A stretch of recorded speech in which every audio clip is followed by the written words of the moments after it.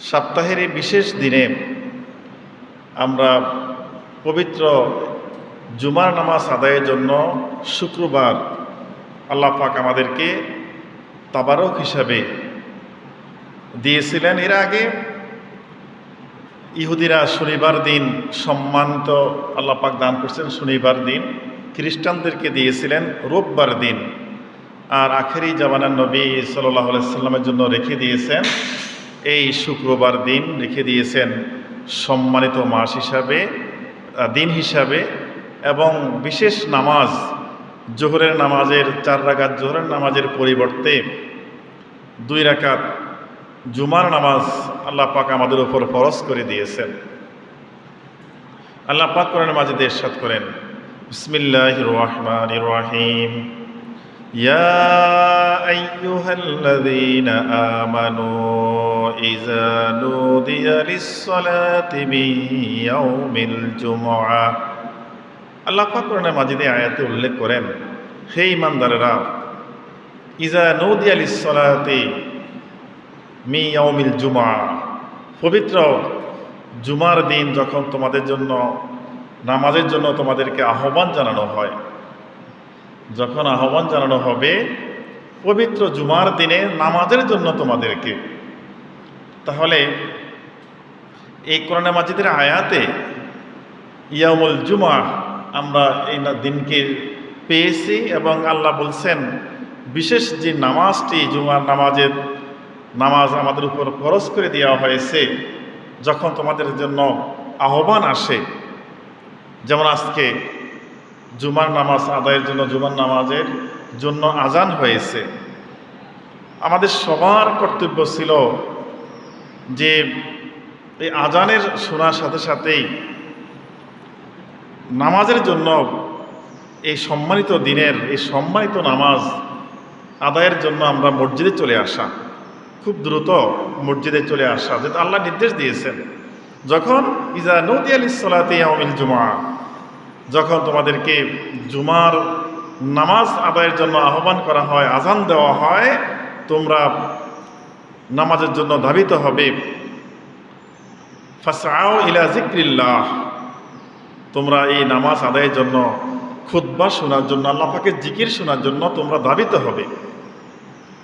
এখন এই যে যিকরিল্লাহ, আল্লাহ তাআলা স্মরণ বলতে বিশেষ করে খুতবার মধ্যে আল্লাহ পাকের গুণকীর্তন, শরীয়তের কিছু মাসলা মাসাইল, নবী সাল্লাল্লাহু আলাইহি ওয়াসাল্লামের আপনার দুরূদ সালাম সব কিছুই খুতবার মধ্যে দেওয়া হয়। বিদায় আল্লাহ বলছেন ফাসআউ ইলা যিকরিল্লাহ, খুতবা, নামাজ, জুমা উপলক্ষে যত কার্যক্রম রয়েছে এই সকল কিছুর দিকে তোমরা দ্রুত ধাবিত হও, অর্থাৎ নামাজের জন্য চলে আসো। এর মধ্যে আমাদের মানুষ হিসাবে আমরা, আল্লাহ পাক এটা অবশ্যই খেয়াল করছেন যে মানুষ হিসাবে দুনিয়াতে চলতে হলে ব্যবসা বাণিজ্য, ক্ষেত খামারে কাজ, বিভিন্ন সমস্যা মানুষ থাকে। উল্লেখ করে দিয়েছেন আল্লাহ পাকের আয়াতে, ইলা যিকরিল্লাহি ওয়া যারুল বাই', তোমরা ব্যবসা বাণিজ্য যা রয়েছে সব ত্যাগ করে দাও, সব ছেড়ে দিয়ে যখন আজান হয় তখন দ্রুত নামাজে চলে আসো। আল্লাহ পাক নির্দেশ দিয়েছেন এই আয়াতে।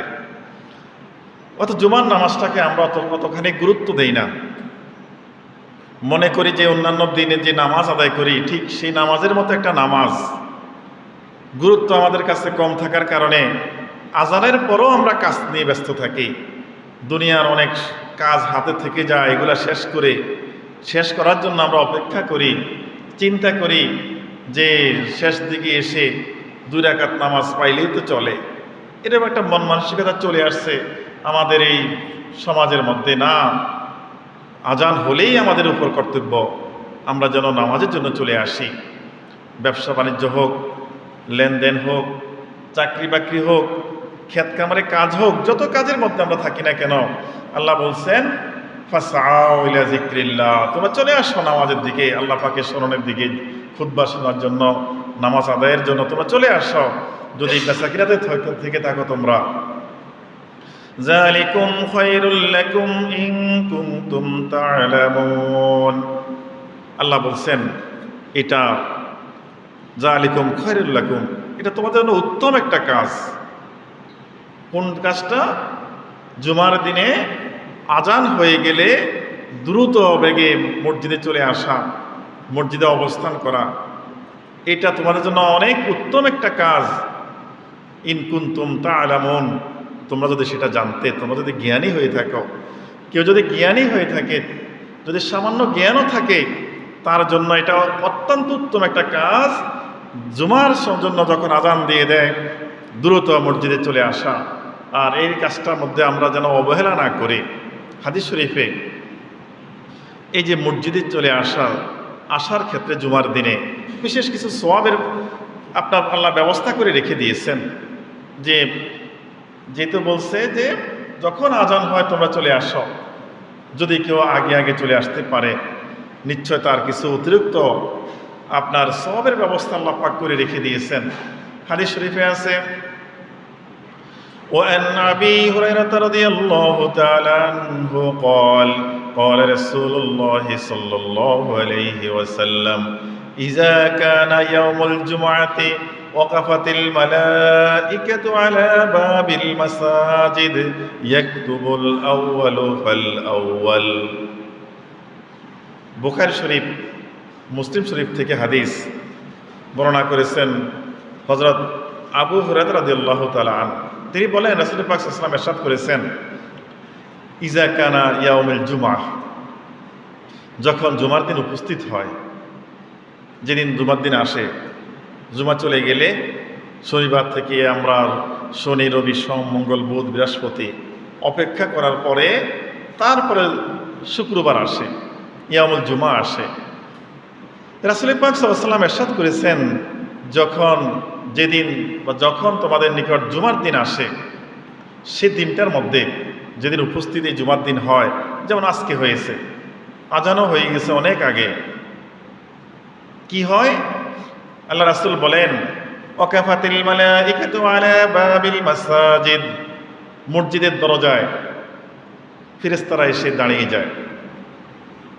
সকল মসজিদ, জুমার দিনের যত মসজিদ রয়েছে, মসজিদের দিনে যখন আজান হয়ে যায়, জুমার দিন আজান হয়ে যাওয়ার পরেই ফেরেশতারা এসে, বিশেষ কিছু ফেরেশতা এসে মসজিদের গেটের সামনে দাঁড়িয়ে যায়। কি কাজ করে? আল্লাহ রাসূল বলেন, ইয়াকতুবুনাল আউওয়ালা ফাল আউওয়াল, সর্বপ্রথম কি আসলো, তারপরে প্রথমে কি আসলো, তারপরে কি আসলো, এরকম একটা তালিকা হিসাবে ফেরেশতাগণ নাম লিখতে থাকে। অমুকের ছেলে অমুক, অমুকের ছেলে অমুক, এভাবে নাম লিখতে থাকে মসজিদের দরজার মধ্যে এসে।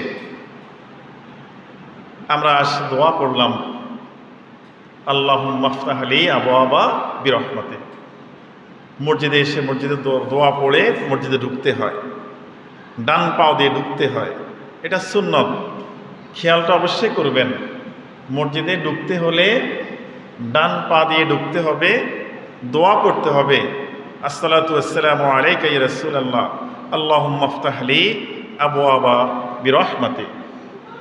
দোয়া পড়ে ডান পা দিয়ে ঢুকবেন, বের হওয়ার সময় বাম পা দিয়ে বের হতে হবে। আবার জুতা পরার সময় প্রথমে ডান পা দিয়ে জুতা পরতে হবে। এই সুন্নত কাজগুলো আমরা যদি আদায় করি, কদমে কদমে আমাদের নেক লেখা হতে থাকবে, সব লেখা হতে থাকবে। তো ফেরেশতারা যখন এসে লিখতে থাকে যে প্রথম কি আসলো, তারপরে কি আসলো, তারপরে কি আসলো, এইভাবে একটা তালিকা করতে থাকে। তালিকাটা আল্লাহ পাকের নিকট আবার পৌঁছিয়ে দেন। আল্লাহ পাক ফেরেশতাদের দিয়ে আবার এই তালিকা হিসাবে নেক কম বেশ করে তাদের আমলনামা লিখিয়ে দেওয়ার ব্যবস্থা করেন। যে প্রথম আসবে, আল্লাহ রাসূল সাল্লাল্লাহু আলাইহি সাল্লাম এই হাদিসে বলেন, ফাল-আউওয়ালু মাসালাল মুহাজ্জিরি কামাসালিল্লাযী ইয়াহদিল বুদনা, যে ব্যক্তি সর্বপ্রথম নামাজ আদায়ের জন্য মসজিদে এসে বসে গেল, তার জন্য রাসূল পাক সাল্লাল্লাহু আলাইহি ওয়াসাল্লাম বলেন, একটি ওট কুরবানি দিলে, সদকা দিলে যে সওয়াব হবে, তার আমলনামে আল্লাহ পাক এই সওয়াব লিখে দিবেন। সুবহানাল্লাহ। জিনিসটা যদিও কাজটা অনেক ছোট, কিন্তু নেকটা অনেক বড়। হয়তো আমরা তো মসজিদে আসি আধা ঘন্টা আগে চলে আসলে, সাহাবায়ে কেরাম এই হাদিস শোনার পরে প্রতিযোগিতা, যে সর্বপ্রথম কি আসতে পারে দ্রুত, ওনারা আপনার দুই ঘন্টা 3 ঘন্টা আগে থেকে প্রস্তুতি নিয়ে মসজিদে এসে বসে থাকতেন জুমার দিন। এই জন্য এই উদ্দেশ্যে যে প্রথম নামটা যেন আমার লেখা হয়ে যায় এবং আমি একটা যেন ওট কোরবানি দেওয়ার, সদকা দেওয়ার সওয়াব আমার আমলনামা আমি উঠিয়ে নিতে পারি। আর এরপরে যে আসলো সুম্মা কাল্লাযী ইয়াহদিল বাকরা, এরপরে যে আসলো সে একটি গরু কোরবানি সদকা দেওয়ার সওয়াব পেয়ে যাবে। সুম্মা কাবশান সুম্মা দাজাজা, এরপরে যে আসবে সে একটি খাসি সদকা করলে যে সওয়াব হবে সেই সওয়াব তার আমলনামা লেখা হবে। কমতেছে, কিন্তু পরিমাণ কমতেছে। তারপরে সুম্মা দাজাজা, একটি মোরগ আল্লাহ রাস্তায় সদকা করলে যে সওয়াব হবে সে সওয়াব পরবর্তী ব্যক্তি পাবে। তারপরে সুম্মা বাইদা, তারপরে যে আসবে সে একটি ডিম আল্লাহ রাস্তা সদকা করলে যে সওয়াব হতো সেই সওয়াব তার আমলনামায় লেখা হবে। এইভাবেই চলতে থাকে, এইভাবেই চলতে থাকে। আল্লাহ পাক তো বান্দাকে মুক্তি দেওয়ার জন্য, নেক বৃদ্ধি করার জন্য অনেক বড় বড় ভালো ব্যবস্থা রেখে দিয়েছেন, কিন্তু আমরা বান্দারা সেটা বুঝতে পারি না। অল্প জিনিসে অনেক নেক, সেটা আমরা গ্রহণ করতে রাজি না। তারপরে ফাইজা খারাজাল ইমামু তাওয়াউস সুহুফাহুম ওয়া ইয়াস্তামিউজ যিকরা, যখন কতক্ষণ লিখতে থাকে ফেরেশতারা, যতক্ষণ পর্যন্ত ইমাম সাহেব খুতবা দেওয়ার জন্য উঠবেন ততক্ষণ পর্যন্ত লেখা চলতে থাকে। খুতবা দেওয়া শুরু, ফেরেশতারা কাতারে এসে খুতবা শোনার জন্য তারাও বসে যায়, লেখা বন্ধ হয়ে যায়। এখন আমাদের মধ্যে আমরা যারা মনে করেন এই আলোচনার সময় আসি না, 5 মিনিট সময় দেওয়া হয়, 3-4 মিনিট 5 মিনিট সুন্নত আদায়ের জন্য, সে তখনও আমরা আসি না। খুতবা শুরু হয়ে যায় তখনও আসি না। একামত চলতেছে তখন যা কিছু দেখা যায়, অনেকেই মসজিদে ঢোকা শুরু করলো, আবার অনেকে এসে 1 রাকাতও পায় না। এত বেশি অবহেলা জুমার দিনেই মানুষ করা চলতেছে। এটা আমাদের অভ্যাসে পরিণত হয়ে গেছে যে অন্যান্য নামাজের মতো জুমার দিন 5 ওয়াক্ত নামাজ যারা পড়ে, এটা না চিন্তা করে যে আমরা আজকে জুমার দিন, আজকে তো অন্য নামাজের মতো না, অনেক আগে আগে চলে আসি। আর যারা নামাজ অবহেলা করে এরা মনে করে অন্য নামাজ যেরকম এরকম আমরা একটু আস্তে ধীরে আসি, নামাজ পাইলে চলে, অথবা 1 রাকাত পাইলেও তো চলবে। এরকম কিছু চিন্তা ভাবনার মানুষ আমাদের সমাজের মধ্যে আছে। তারা যে ভুলে আছে এই জিনিসটাকে বুঝতে হবে, তারপরে আমল, আগে জ্ঞান অর্জন করতে হবে, জানতে হবে, তারপরে আমলের জন্য মানুষ আগ্রহ হবে বা সে আগ্রহ তার অন্তরের মধ্যে জমা হবে। শুধু যারা মসজিদে এসে আগে আগে এসে আপনার মসজিদে আসলো, ঢুকার সময় তাদের জন্য এই নেকের ব্যবস্থা আল্লাহ পাক করে রেখে দিয়েছেন। আরও কিছু নেক রয়েছে জুমার দিনে, 4টা সুন্নতি কাজ রয়েছে জুমার দিন উপলক্ষে। 4টা সুন্নত রয়েছে। একটা হলো আপনার জুমার নামাজের জন্য গোসল করার সুন্নত, নেক রয়েছে এই গোসলের মধ্যে। দ্বিতীয়ত হলো আপনার উত্তম পোশাক পরা। অন্যান্য সময় আমরা যে স্বাভাবিক পোশাক পরে থাকি, সেই স্বাভাবিক পোশাক থেকে একটু ভালো পোশাকটা, নিজের কাছে যেটা উত্তম মনে হয় সে উত্তম পোশাকটা জুমার জন্য পরা, এটাও সুন্নত। ওই যে অন্য সময় যে গেঞ্জি গায়ে দিয়ে আসি, ওই গেঞ্জি একটা গায়ে দিয়ে, হাফ শার্ট একটা গায়ে দিয়ে আমরা চলে আসব, এটা না, এটা না, এটা না, এটা না। জুমার জন্য বিশেষ একটা আল্লাহ রাসূল সুন্নত রেখেছেন, উত্তম পোশাক পরা। দ্বিতীয় সুন্নত গেল। আপনার 3 নম্বর সুন্নত রয়েছে যে পায়ে হেঁটে মসজিদে আসা, পায়ে হেঁটে কোনো কিছুর মধ্যে সওয়াব না হয়ে, কারণ কদমে কদমে সওয়াব হবে মসজিদে আসা। খুতবা শোনা একটা ওয়াজিব কাজ, সেই সময় খুতবার সময় কোনো কথাবার্তা বলা যাবে না। তারপরে সাথে সাথে একটা সুন্নত রয়েছে, ওই চারটার একটা সুগন্ধি ব্যবহার করা। সুগন্ধি ব্যবহার করা সুন্নত। এই সুগন্ধি ব্যবহারটা আমাদের মধ্যে প্রচলন নাই, অনেকেই করতে চাই না আমরা। একটা হলো সুগন্ধি, একটা হলো যে আপনার টয়লেট টিস্যু যেটা রয়েছে, এটা ব্যবহারই করতে চাই না আমরা। এটা আমাদের অনেক গুরুত্বপূর্ণ একটা জিনিস। সব সময় টয়লেট ব্যবহারের জন্য টিস্যু ব্যবহার করা, নীলাকুলবের ব্যবস্থা যদি না থাকে তাহলে বাজারে এখন টয়লেট টিস্যু কিনতে পাওয়া যায়। আরেকটা হলো সুগন্ধি ব্যবহার করা, যেটাকে যে গ্রান আপনার কাছে ভালো লাগে, একটা গ্রান আতর কিনে এইগুলা ব্যবহার করা সুন্নত। এই সুন্নতটা ব্যবহার করলে সুবিধা কি, কোনো কারণে ঘামের কারণে আপনার গায়ে থেকে একটা গন্ধ আসে, পাশে একজন মুসল্লি দাঁড়ালে তার কষ্ট হবে।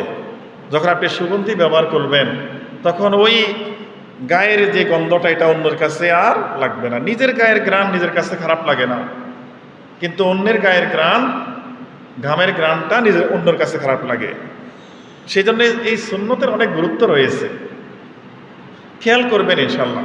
হাদিস শরীফ, ওয়ান আউস ইবনে আউস রাদিয়াল্লাহু তাআলা আনহুমা قال قال رسول الله صلى الله عليه وسلم من غسل يوم الجمعة واغتسل وبكر ومشى ولم يركب ودنا من الإمام واستمع ولم يغل كان له من كل خطوة عمل سنة أجر صيامها وقيامها।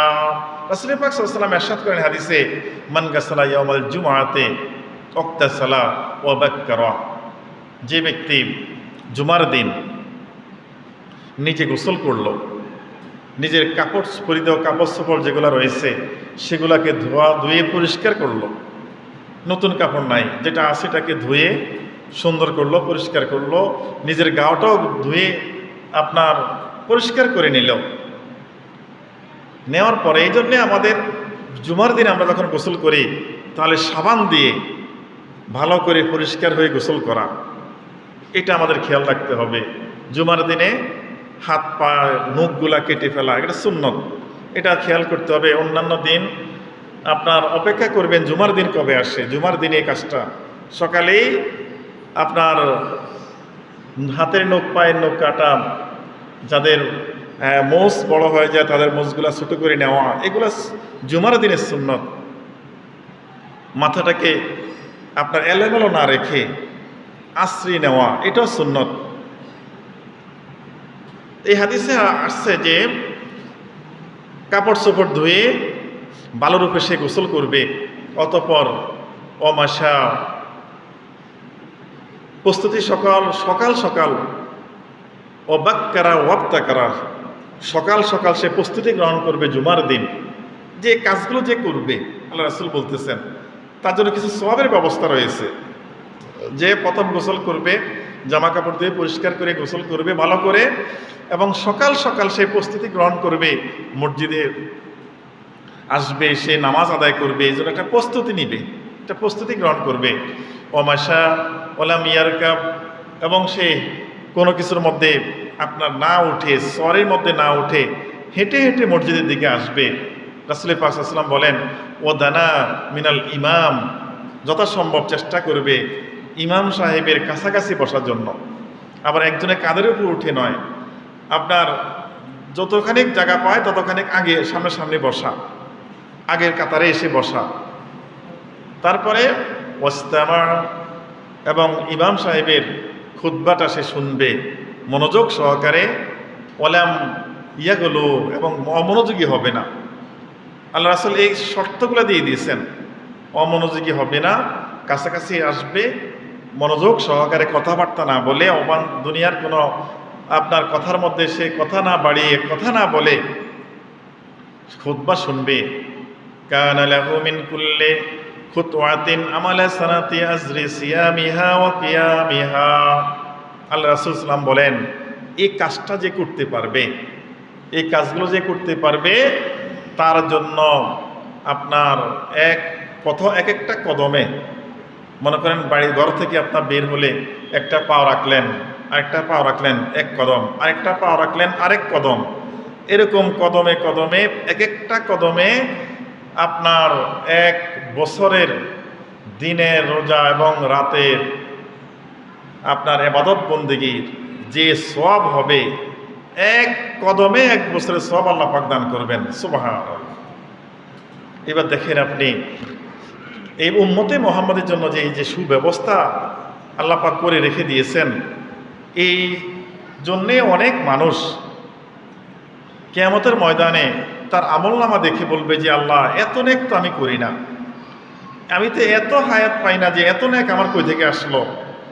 এই যারা খেয়াল করে করে এই নেকগুলো করে, বিশেষ করে জুমার দিনে বেশি কাজ নয়, সে করবে কি যে গোসল ভালো করে গোসল করবে, আপনার তাড়াতাড়ি মসজিদে আসবে, হেঁটে হেঁটে আসবে, মসজিদে এসে ইমামের কাছাকাছি বসবে, কথাবার্তা গল্পগুলোজ না করে মনোযোগী সহকারে খুতবা শুনবে এবং বেপয়সা অমনোযোগী অলসতার মধ্যে সে যাবে না। এই কাজটা শুধু করবে, জুমার নামাজের খাতিরে আল্লাহ পাক তার প্রত্যেকটা কদমে এক বছরের নফল ইবাদতের সওয়াব দান করে দিবেন। এটা বিশাল একটা পুরস্কার, বিশাল যাজা, যেটা আমাদের পক্ষে কখনোই সম্ভব নয়। আপনার বাড়ি থেকে মসজিদে পর্যন্ত আসলে যদি আমাদের 50টা কদম পড়ে, আপনার 50টা কদম পড়লে 50 বছরের নেক আমরা পাইতেছি বিনা পরিশ্রমে। এই শুধু একটু এই কাজগুলো একটু খেয়াল করলে আমাদের এই কদমে কদমে নেক হয়। এই জন্যে রাসূল পাক সাল্লাল্লাহু আলাইহি ওয়াসাল্লাম বললেন, তোমরা সওয়ারের মধ্যে সওয়ার হয়েও না জুমার জন্য। মনে করেন বাড়ি থেকে যদি মোটর সাইকেলে চলে আসেন, তাহলে আপনার কদম দেওয়া হলো না, রিক্সায় চলে আসলেন, মোটরে চলে আসলেন, জমিনে আপনার কদম হলো না, এই জন্য নেক অনেক কম পড়বে হবে। এই জন্য রাসূল বলছেন যে হেঁটে হেঁটে ঘর থেকে মসজিদ পর্যন্ত আসলে এই নেকগুলো আল্লাহ পাক আমল নামায় দান করবেন। অন্য হাদিসে আছে, وعن أبي لبابة بن عبد المنذر قال قال النبي صلى الله عليه وسلم إن يوم الجمعة سيد الأيام। রাসূল পাক সাল্লাল্লাহু আলাইহি ওয়াসাল্লাম ইরশাদ করেন হাদিস শরীফে যে নিশ্চয় যে জুমার দিন রয়েছে সাইয়্যিদুল আইয়াম, এটা সকল দিনের একটা সর্দার। আমরা যে অন্যান্য সপ্তাহ যে দিনগুলো রয়েছে সব দিনের সর্দার হলো জুমার দিন। এবং ও আযামুহা ইনদাল্লাহ, আল্লাহ পাকের নিকট এটা অত্যন্ত সম্মানিত এবং অতি শ্রেষ্ঠ একটা দিন আল্লাহ পাক নির্ধারণ করে রেখে দিয়েছেন। অপেক্ষা করেন আমাদের জুমার দিন আপনার বৃহস্পতিবার যখন সূর্য অস্তমিত হয়ে যায়, সন্ধ্যা যখন চলে আসে, তখনই জুমার রাত শুরু হয়ে যায়। তারপরে দিন আজকে মাগরিব পর্যন্ত অর্থাৎ সূর্য অস্ত পর্যন্ত জুমার দিন থাকবে, সূর্য ডুবে গেলে শনিবার শুরু হয়ে যাবে। তাহলে এই যে বৃহস্পতিবার দিবাগত রাত্রে অনেক ইবাদত বন্দেগী আল্লাহ পাক আল্লাহর ওলিরা করে থাকেন। যেহেতু জুমার রাত্রি বিশেষ কিছু নেক পাওয়া যায় জুমার রাত্রি হিসাবে, বিশেষ করে শেষ সাথে তাহাজ্জুদের নামাজ অনেক মানুষই কেউ করে, যে বিশেষ করে জুমার রাত্রি হিসাবে বৃহস্পতিবার দিবাগত রাত্রে চেষ্টা করে নামাজটা আদায় করার জন্য, বেশি বেশি নেক আমল করার জন্য। কারণ সব বেশি জুমার দিন উপলক্ষে। কি জন্য? আল্লাহ রাসূল যেহেতু বলছেন যে সাইয়্যিদুল আইয়াম, এটা হলো যে দিনের একটা শ্রেষ্ঠ দিন। আর আরেকটা হলো ও আযামুহা ইনদাল্লাহ, আল্লাহ পাকের নিকট অত্যন্ত সম্মানিত এই দিনটি। ওয়া হুয়া আযামু ইনদাল্লাহি মিন ইয়াউমিল আদহা ওয়া ইয়াউমিল ফিতর। শুধু এমন সম্মান আল্লাহ পাক দিয়েছেন যে ঈদের দুইটা ঈদুল আজহা ঈদুল ফিতর, এই দুটা ঈদ থেকেও আল্লাহ পাকের নিকট এই জুমার দিনটা অনেক সম্মানিত। সুতরাং এই দিনটাকে যেন আমরা সম্মান করি, এই দিনটার ব্যাপারে যেন অবহেলা না করি। জুমার দিনে আসর নামাজের পর মাগরিবের আগ এই যে সময়টা রয়েছে, যদি কেউ 80 বার দুরূদ শরীফ পাঠ করে, তাহলে তার 80 বছরের আপনার গুনাহ আল্লাহ পাক মিটিয়ে দেন। এগুলো অনেক নেক রয়েছে শুক্রবার দিনের খাতিরে। শুক্রবার দিনে সূরা কাহাফ আদায় করলে এই জুমা থেকে ওই জুমা পর্যন্ত এই সময়টা তার জন্য নেক দ্বারা আল্লাহ পাক পরিপূর্ণ করে রাখেন। সূরা কাহাফ এই জুমার দিনে যারা পারেন পড়ার চেষ্টা করবেন। হাদিস শরীফে রাসূল পাক সাল্লাল্লাহু আলাইহি ওয়াসাল্লাম ইরশাদ করেন, ওয়ান ইবনে আবি হুরায়রা রাদিয়াল্লাহু তাআলা আনহু আন্নাহুমা قال سمعنا رسول الله صلى الله عليه وسلم يقول على أعواد منبري لا ينتهين أقوام عن وضعهم الجمعة। রাসূল পাক সাল্লাল্লাহু আলাইহি ওয়াসাল্লাম হাদিস শরীফে উল্লেখ করা হাদিস খানা ইবনে ওমর এবং আবু হুরায়রা দুজন সাহাবী বর্ণনা করেছেন। রাসূল পাক সাল্লাল্লাহু আলাইহি ওয়াসাল্লাম বর্ণনা করেন কি যে আল্লাহ রাসূল এই কথা বলেছেন যে কোন সময় সাহাবা একরাম বলেন ইয়াকুলু আলা আওয়াদি মিম্বার, নবী সাল্লাল্লাহু আলাইহি ওয়াসাল্লাম মিম্বরে উঠে মিম্বরে আরোহণ করে এই কথাগুলো বলেছেন দণ্ডায়মান অবস্থায়। আকওয়ামুন কি বলছেন যে ওয়াঈদুকুমুল জুমআতি আও লা ইয়াখতিমান্নাল্লাহু আলা কুলুবিহিম, যদি জুমা যে ব্যক্তি নষ্ট করবে কোনো অলসতার কারণে অবহেলার কারণে যদি সেই নামাজটা আপনার তরক করে নষ্ট করে দেয় তাহলে কি অবস্থা হবে? সুম্মা লা ইয়াকুনান্না মিনাল গাফিলিন, তাদের অন্তরের মধ্যে আল্লাহ পাক মোহর মেরে দেন। অন্তরটার মধ্যে যখন মোহর চলে আসে তখন তার ভালো জিনিস আর ভালো লাগে না। সে জিকির করলে তার বড় উপকার হয় না। নামাজ পড়তে সে কখন মসজিদ থেকে বের হয়ে যাবে, নামাজ কখন শেষ হবে, দেখা যায় আপনার 2 মিনিটে 4 রাকাত নামাজ শেষ করে ফেলে, তসবিহ তাহলিল ঠিক মতন আদায় করে না, কারণ তার অন্তরের মধ্যে যদি মোহর লেগে যায়। শুধু তাই নয়, যদি কেউ জুমার দিন জুমার নামাজ না পড়ে জুমাটা নষ্ট করে, আপনার দেখেন যদি 1-2 ঘন্টা মানুষ যখন সফরে থাকে সে যদি চেষ্টা করে নিয়ত করে যে আমি নামাজটা আদায় করবেই, তাহলে তার দ্বারা সম্ভব। আর যদি বলে যে না নামাজ পরে জোর পড়ে নেব, সে শুরু করলো তার কাজ, সেটাও সে করতে পারবে, তবে তার মধ্যে অনেক পার্থক্য হয়ে গেল, নেকের মধ্যে অনেক পার্থক্য হয়ে গেল। আর যদি কেউ এরকম অলসতার সাথে নামাজ নষ্ট করে তার অবস্থা কি? মান তারাকাল জুমাতা মিন গায়রি যুরুরাতিন কুতিবা মুনাফিকান ফি কিতাবিল্লাহি ইউমহা ওয়া লা ইউবাদদাল। নবী সাল্লাল্লাহু আলাইহি ওয়াসাল্লাম এই হাদিসে বলেন যদি কেউ কোনো এরকম বিশাল কোনো বিপদ না, বিশাল কোনো জরুরত না, যদি সে জুমাটা নষ্ট করে তাহলে আল্লাহ পাক তাকে মুনাফিকের কাতারে দাঁড় করিয়ে দেন। তার নামটা মুমিনের খাতা থেকে কেটে মুনাফিকের কাতারে আল্লাহ পাক লিখে দেন। ফি কিতাবান লা ইউমহা ওয়া লা ইউবাদদাল, এবং এটা আল্লাহ পাক কখনোই আর কি করেন না, মুছে ফেলেন না। ইন্নাল মুনাফিকিনা ফিদ দারকিল আসফালি মিনান নার, জাহান্নামীরা যখন জাহান্নামে ফেলে দেওয়া হবে, এই ফেলে দেওয়ার পরে জাহান্নামীদের গাও থেকে গলে আপনার এই যত ময়লা আবর্জনাগুলা নিচে পড়বে, ওই নিচের একটা স্তর রয়েছে, সেই স্তরের মধ্যে আল্লাহ পাক মুনাফিকদেরকে রাখবেন। মুসলমান তবে মুনাফিক, শাস্তি অনেক বেশি।